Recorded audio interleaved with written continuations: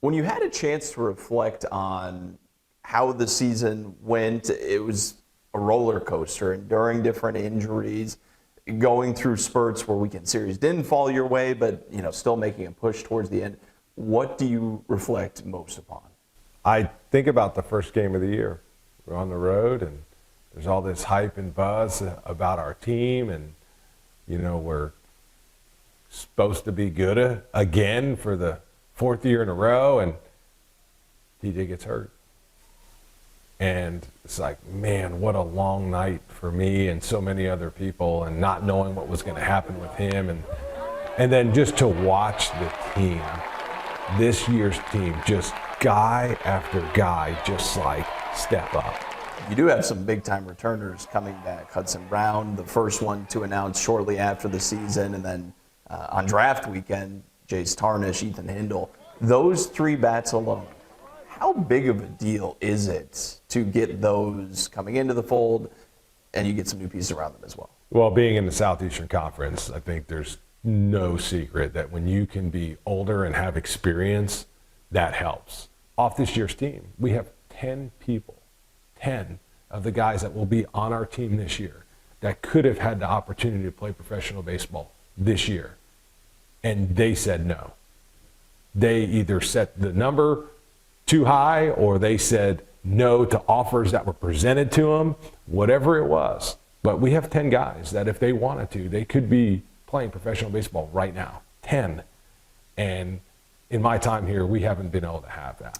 You mentioned draft weekend, how exciting that is. You actually got to spend that with Tyler Bell. He's the highest draft pick you've coached here at Kentucky. What was that moment like, just being able to actually be there physically with his family and friends as he's selected 10th overall by the Rockies?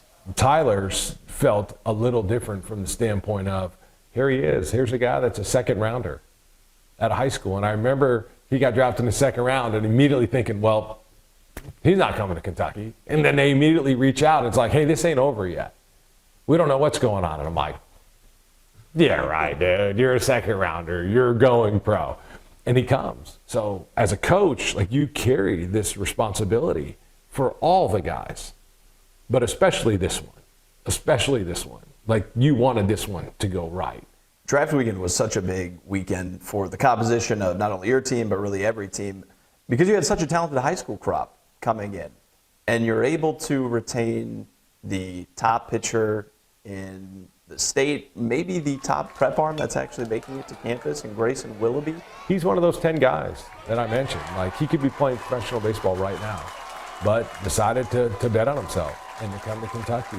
And, I want to be careful about setting expectations because, yes, can he throw a ball 100 miles an hour? Yes. Have I seen 99 with my own eyes? Yes.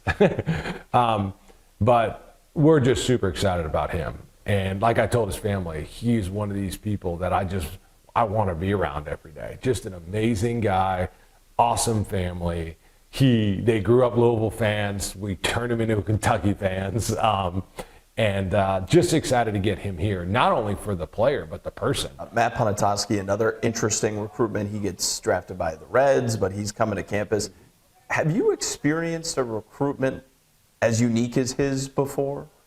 I don't believe I have, from the standpoint of there's just so many moving parts. Like, you know this, but junior year, he goes out and has this amazing football season. He's the Gatorade Player of the Year. That same season, he goes out, has this amazing baseball season. He's the Gatorade Player of the Year. And it's like, wow, like, to be that talented, right? And at the time, he's playing infield, and he's hitting, and he's pitching, and it's just like, man, this guy's Ohtani, right? Like, I'm not saying he is, but at the time in high school, you're like, he's playing infield, he's pitching, he's unbelievable. Now he's playing football, he's unbelievable. And then this season, the spring, I think he'll be the first one to tell you he didn't maybe have the spring for whatever reasons that he wanted to. And so it's just like, well, hold on, maybe he does show up. Because 2 years ago, I'm sitting here going, I don't know how this guy steps foot on campus. He's that good. As a matter of fact, when Will Stein got here, I'm like, hey, we got some work to do. He's special on the field, and he still is. But to get him here just with the football and how we're going to make this work, and then Is he going to hit? Is he pitching? Is he going to do both? It's just like to fit all of that. New football coach coming in, new staff, like just to make all that work. And then to him get drafted, it's like, well, hold on. Is he coming?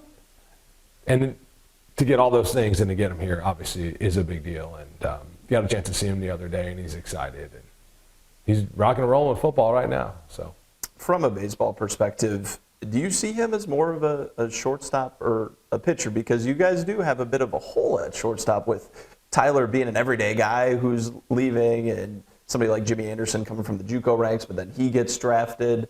So where do you see him when he eventually does kind of pick up baseball? At this point right now, we're going to plan on him pitching and getting his arm in shape. That's the most important thing. And then obviously work off of that. But if his arm's not in shape and he can't throw, then it's going to be hard for him to play. So the number one thing is just making sure that we get his arm where it needs to be, and then we can go from there.